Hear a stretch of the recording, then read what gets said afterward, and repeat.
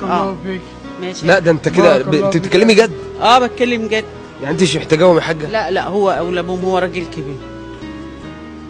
والله شكرا يا بنتي، شكرا. مش عارف. شكرا. انا مش مصدق اللي انا بيحصل ده بجد. شكرا. هو في حد النهارده بقى يسيب فلوس؟ شكرا. شكرا. مرضي يا حاج؟ مرضي يابا؟ كل الرضا يا بنتي، كل الرضا. والله مرضي. مرضي. ربنا يرضى عنك يا رب. ماشي يا حاج، ماشي يا حاج. مرضي يابا؟ الحمد لله يا ابني. طب تعالى نديلها بقى عشان نكسبها. يلا. يا حاجه بعد اذنك، بعد اذنك لو سمحت. ايوه. بص الراجل ده اصلا كان معانا في برنامج واحنا كنا بنشوفك هتعملي ايه في الموقف ده.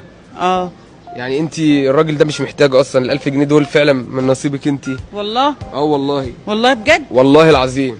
ومعلش انت اكرمتينا وعشان الخير اللي عملتيه ده اهو. فمعلش انت مش هتبقي اكرم مننا. امسكي بس كده بعد اذنك، ودول كمان 1000 جنيه تانية كمان. دي بقى عشان انت جاوبت السؤال، ودي